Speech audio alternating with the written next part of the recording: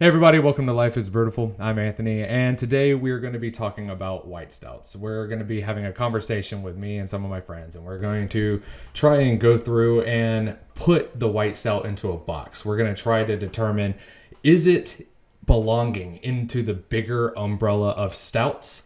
Is it its own unique thing, or does it better fit into a different beer style or sub beer style? That's the whole plan. We're trying to figure out where the heck this thing belongs. If everybody could go around and introduce themselves and what beer they're drinking tonight, and something we talked about just a second ago, what's your experience with white stouts? How many have you had previously? I'm Beer Man from YouTube, though, and no, I picked up this Dragon's Milk. Sorry about that. Dragon's Milk from New Holland Brewing out of Holland, Michigan. Dragon's Milk White, bourbon barrel aged white stout, 6% ABV. It was canned 7/31/20, so it's fairly fresh, I guess, to some degree. Yeah, so I'm looking forward to this. I've had this before. It isn't bad, so definitely can't wait to get into it. Cheers. My name is Steve Jaguar. I'm on YouTube as Beer Native. I'm a Canadian that lives in England. I got this Alphabet Brewing Company's flat white. Every time I'm trying to say it, flat white breakfast stout. It's 7.4%. Let's see if my lighting adjusts to this. Ooh, look at that, dark. Well, whatever, you can sort of see it. And it's £3. It's not bad in the UK. So what's that, like 100 American dollars or something like that? That's about right. But this is the first one. I'm a white stout virgin. Ooh, popping cherries. Oh, well. If you can't even get, like, it took me forever to find the one to put on the show. Yeah, they're not a insanely popular style. That's why we're debating it. I'm Jesse from Bumpy Road Brewery, and the brew I am bringing is Baxter, is the brewing company, and this is Innuendo Russian white styled stout. They put styled in there. All right, so first thing that I really want to do before we go through and we start talking about what exactly the white stout is and what our perceptions of it are, I think it's very important that we talk about what a normal stout is. So let's just kind of like throw out the normal the descriptors that come to our mind when we're thinking about stouts. You know, for me, I think one of the first things that come out is dark, strong, and roasty, you know? Yeah, chocolatey. That's sort of Robust. that vibe. Robust. That's good. I would say a standard ABV, if you're just thinking a standard type stout, I would say around 6 to 6.5% ABV. Well, you're expecting espresso notes. You're expecting baker's chocolate dryness and chocolatiness, and bittersweet kind of chocolate. But then you're thinking, for a normal stout, you're thinking, highly kiln malts here. You're thinking the rich, robust, complex, even just overall like mouthfeel and body, everything very nice billowy head, good retention in that head. Just everything is stout and like it's freaking there. Like it might even be like IBU'd up a little bit, if it's Americanized. But I mean, you might even be looking for some like acrid type. Acrid, yeah. I think there's an edge just to Britishize this a little bit. The real ale versions of some of the stouts that are branded as like oatmeal stouts, and some of the ones that when I first moved here are low ABV stouts, but still achieve like a weird warm, soft mouthfeel chocolate. But they're almost like session stouts. They're like I've had one that's like a 3.9 or 4.2 with no head, but still managed to achieve a sort of what feels inherently like a stout. So there's quite a range. I think feel is a great area to focus on, because I mean, honestly, that's one of my favorite parts of stouts. Like the past couple of weeks, I have been dying to get like a real thick, viscous, syrupy, American imperial stout type vibe. And I associate thicker, creamier, but also still soft despite the harshness of everything else about it, but full-bodied for sure. Yeah, like a nice creamy mouthfeel to it. Yeah. Smooth, yeah. If everybody would just kind of go through, do a little quick review on their uh, white stout, and just kind of give general sensorial characteristic descriptors. That way we can kind of get a good vibe and good range of opinions on our different stouts. Definitely comes out looking like a India Pale Ale or something like that. It trips you out a little bit. Poured a nice two finger head there. I want to say there's a little bit of milk or vanilla, something coming out. Like white chocolate maybe or something, which is weird. Or just some kind of like weird chocolate thing coming out. Let's go for I can't get much on the aromas, so I'm going to go ahead and just kind of look at it real quick. So it's got a fast rising bubble. It's effervescent inside. It's opaque, somewhat. That's actually more of a chill hazy kind of look. You can kind of see shadows through it. It's a nice amber color. Let's go for the drink. Cheers. Cheers. Almond, a slight semi-sweet chocolate. A nice rich caramel is coming out of this. Smooth, creamy mouthfeel. Dries off perfectly with a medium finish. The carbonation is just real fluffy. It's real nice. There's no alcohol going up. There's nothing crazy like that. It's just a real nice crushable stout. It has almonds and it's very nutty. It's got a very nutty charm to it. It's really good that way. I really like the nuttiness I'm getting out of this. As far as a stout goes, as far as it like getting into that stout realm, I think the nuts kind of play a part. I think the richer caramel kind of coming out maybe changes it up a little bit. I'm not getting a super duper freaking stout here, but I definitely get kind of that feel of it, if anything. So I didn't try to go easy on this pour, but it looks so British. It looks flat, like you wouldn't believe. But it's got a kind of crystal and malty sort of color in it, so it's not totally pale. They're not cheating completely on it. But it smells like a coffee I left out by accident and forgot to drink, and it's been sitting there for like half an hour, and I want to know if it's good enough to try. So it's bordering on sour. So it's like, it is coffee. I mean, they are claiming a flat white stout.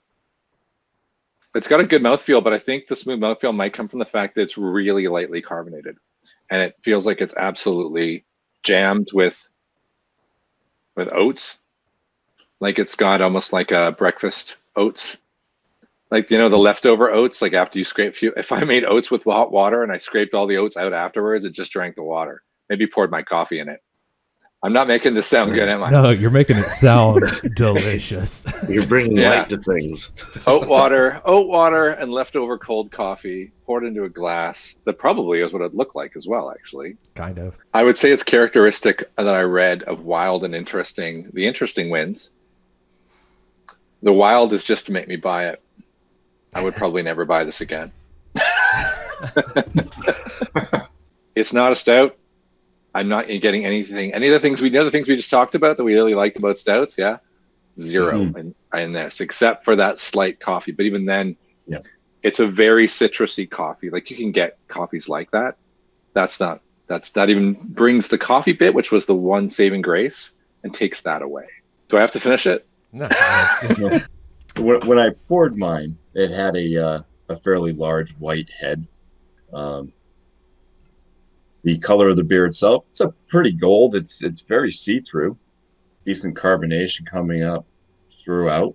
Definitely doesn't look like a stout when we were talking about the colors, but I mean, that's kind of the wow factor of this style or whatnot. There's a little bit of like a fudge brownie aroma in there. Little hidden notes of some coffee. A little bit of the kind of caramel notes that you might expect from a golden ale or something. First off, I have to say thin body. Thin body. Carbonation's not too high on it.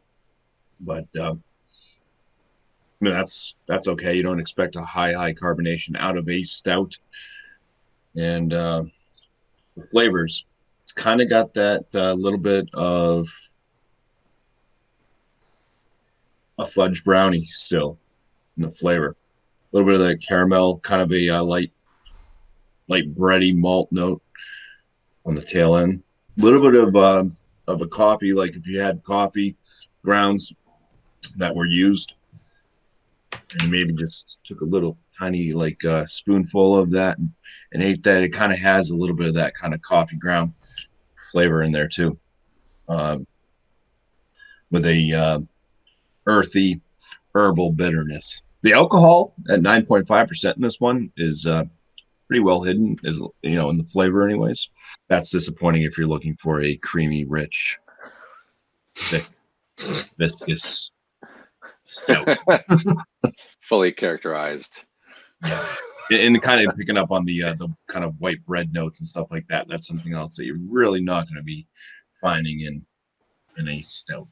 All right, so now that we've all gone around, we've popped Steve's white stout cherry. We all got to get a little experience under our belt trying it, Do we think that it lives up to the stout moniker?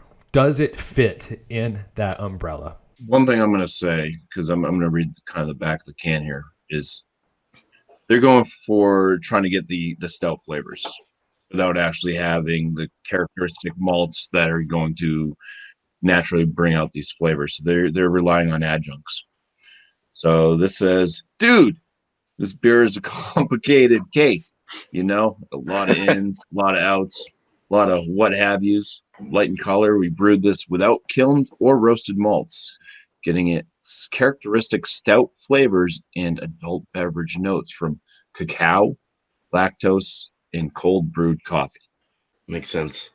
To me, yeah, this one, it definitely misses out on having kind of that actual, roasted barley note in there. You can add like cacao nibs and stuff to a stout to help enhance the chocolatey notes that are already basically there through the malts. So you get like the chocolates, the coffee notes can come through in a lot of darker malts and stuff. But the coffee in this, like I said, it kind of tastes like ground coffee, leftover ground coffee. So it's not like the same coffee notes that you get out of the barley or the malts being roasted. Yeah, but do you think it's close enough that it could, if there was like a Venn diagram for coffee beers, right? Do you think we'd see a little overlap? It's different. It definitely tastes like added, like coffee's added, versus having it be that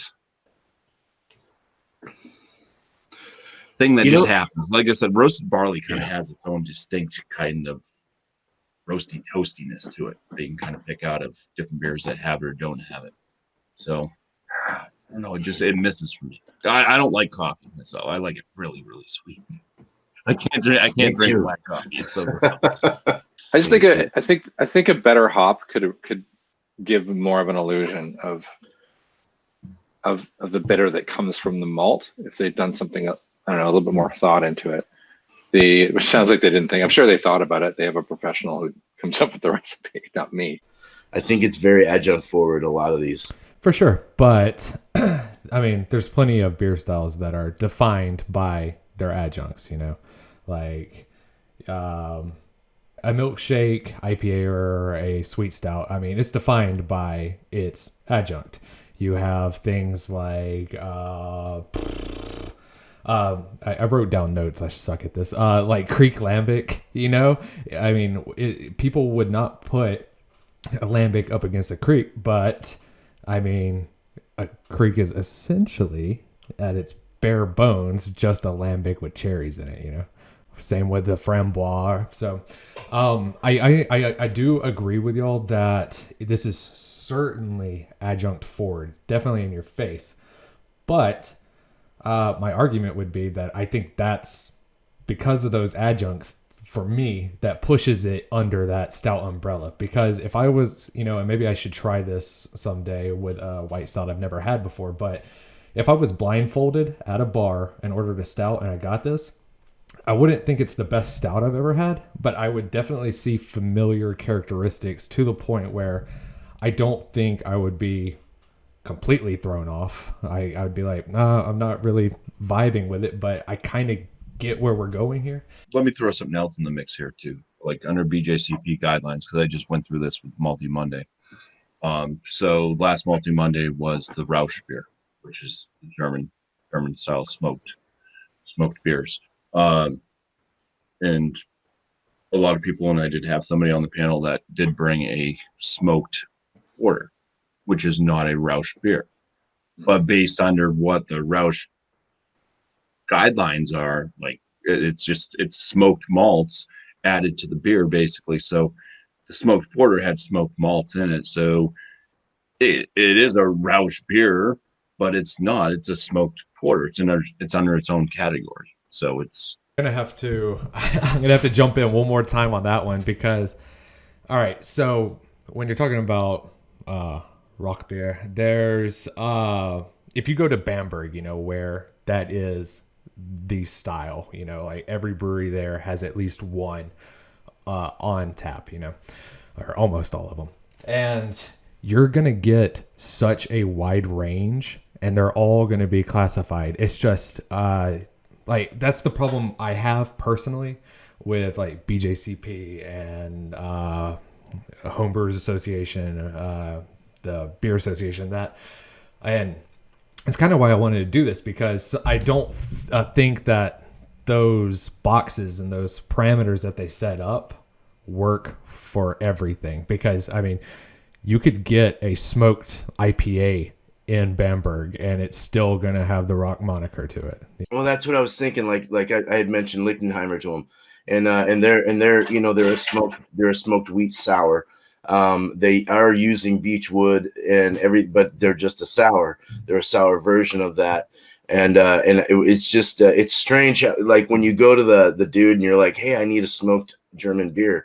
Oh, look, we got a Lichtenheimer, or like he didn't have what you had, a rock beer, Rausch beer, however it said. He didn't have those, but he pointed me to a Lichtenheimer. But they're definitely smoky, but they are definitely sour. So they're also definitely German. It's just crazy to figure that out, though. Sometimes it gets so confusing, and it really all goes back down to even like the stouts, or even like the pale ales or IPAs. They're so so sensitively put together in IBUs to where they finally aren't a pale ale anymore. It's the same with going from robust porter to a regular stout, or even just actually an American stout. I mean, because English stouts, you're looking at a hella lower stuff. You're looking at super drinkable, crushable Guinness, which is 5.2. And then you going into an American version of a stout, which is almost a 7.2 sometimes. Oatmeal stouts get crazy. It's nuts. I'm glad Bumpy actually brought up the rock beer, because all right, so straight from Bamberg, this is the I always butcher their name, but the Schlinkkerle. It's their Marzen, and if you pour this into a glass, it is smoky as all get out, but it's pitch black. But you also still get kind of some essence of Marzen in there. If you go to Bamberg and you order a Marzen, they're going to give you this, But if you poured this somewhere else where, smoked beers aren't as prominent, that would be mind-blowing to them. And same brewery with their Weizen. If you go and you order a Weizen beer, they're going to give you this, but it's smoky as shit. And it's gonna blow you out, but it's very pale and weedy and light in color and everything. But if you go and order a smoked beer, a rock beer, they're gonna give you both of these. They're gonna be like, which one? So that's kind of like the essence of what I'm trying to get at here, is that even though I said I like to put things into boxes, I am in a constant state of frustration because I feel like it's almost impossible to do so, and the white stout is just the prime example of that. So, yep. All right, put it in a box for us then. Okay, so my opinion is, yes, I do consider it a stout. very loosely. And with that being said, and it's kind of going back to that question I proposed earlier, you know, like if I went to a bar and I ordered a stout blindfolded and then I drank this, I would be able to put that puzzle together in my mind and say, yeah, this is familiar enough that it's a stout. It's got enough of the boxes checked that I'm looking for, you know, and it might not be in the ratios that I'm looking for, but it's at least there. So, that's my personal opinion, but I also do not blame anybody for not sharing that opinion with me. Right. Does anybody else want to go before I say anything? I'll go. Okay, Steve. Because I had this is my first one and it was terrible, right? However, I would give the attempt credit, because having tasted this and having had enough components, I guess, that make different non-stout beers, that my mind's now thinking this is possible. It's possible that in a blind, like you said, if someone blindfolded me, I think there's a good challenge there for the home brewer in me to try and do this now. Because certain, like Beerman mentioned Phoenix. So I had one from Brewdog called Tiramisu that used Hallertau Taurus that tasted like chocolate covered bananas. So that would also do it. So there's the right I believe there's the right combination of hops, maybe adjuncts, probably adjuncts, right? I'm not crazy. I can't do it on my own. And malts that would make a light stout mouthfeel that would trick me. I think you could do it. This just didn't do it. But I do question whether it's a stout or whether like there's another name like a mock stout or something like that that would be better, that would describe it better. I think it should be under more of like a specialty stout section. I think it should definitely be considered a stout, but definitely in a specialty sector of it all. If you want to go into the BJCP realm and be a judge of it, you know, anyone drinking it's gonna, you know, blindfolded's gonna think it's a stout somewhat. Does have some weird other flavors that projected as something else possibly, but I think on the most part a specialty, definitely in that area. I'm gonna go with the reason why I brought up like the porters and the stout thing earlier was because there's an argument over those two, you know, and those are two separate styles, and which style is which based off of what. And like I said, one of the things was the malts that are used. You know, hey, well, a porter typically won't have roasted barley in it, according to some.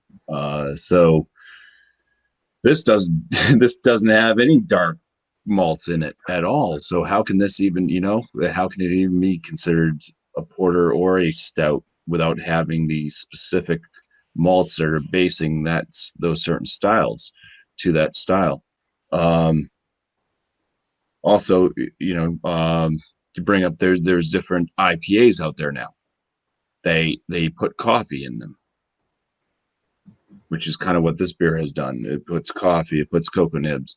You know, so you got, but that's classified as an IPA with coffee. Mm. So to me, this is more of like a golden ale subcategory with vegetable matter or fruits with coffee and other various adjuncts being added. I wouldn't personally put this into a stout category, but for advertisement or just the basis of somebody's looking to buy a beer that is going to hit certain criteria that they're looking for based under the standards of what a stout or a porter might bring out, I can see it being considered. I don't have any issues with being considered a white stout. I just personally wouldn't consider it a stout myself. Same thing with like the black IPA, or is it a Cascadian dark ale? Hey, black. How can something be considered a pale ale if it's dark in color?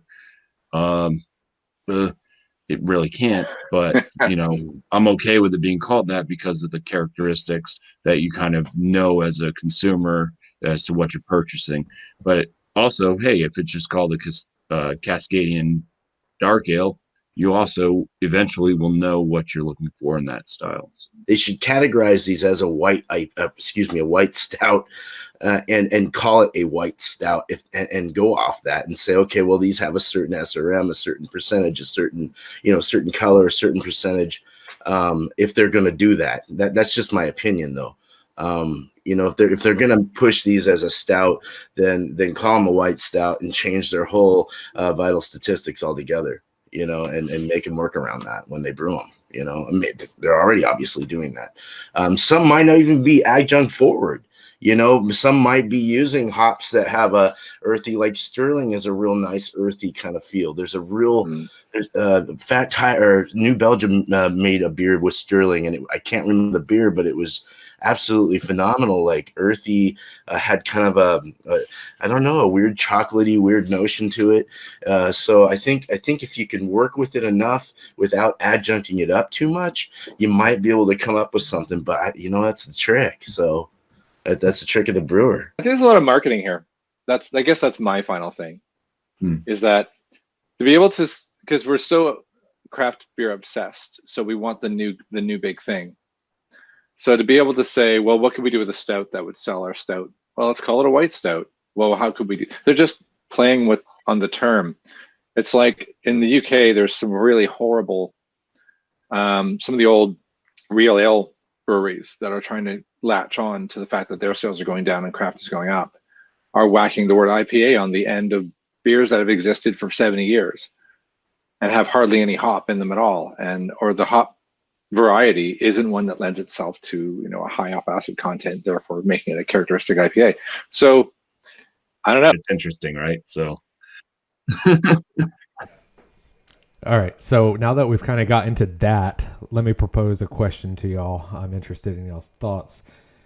White stout, its own unique sub-style, whether or not you put it into the golden ale category or the stout category, or even just its own thing, or gimmicky made-up marketing term?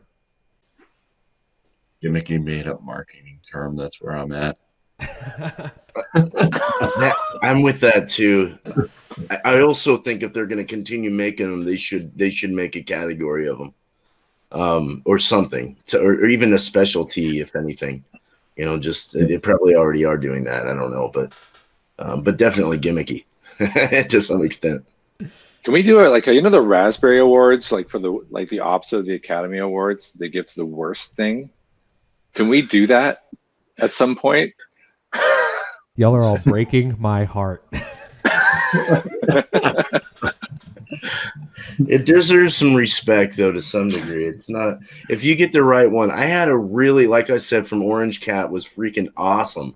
I mean, it was the most awesome. It was like a 7.8. It was more on the Imperial side, but it was really good, man. And it tasted like a stout. If I was blindfolded, I would have not known. So there's ways of making them good, I guess. Yeah. But it's definitely its own thing, though. It's good. It's good enough to be able to have on the shelf, well, except for Steve's. But it's good enough to be able to have on the shelf to pick up once in a while and drink. Doesn't meet a lot of the criteria for a stout. No, not totally for me, but it has enough of that it's it's okay that it's called a white stout. Like I'm saying, it's fine with me that it's called a white stout.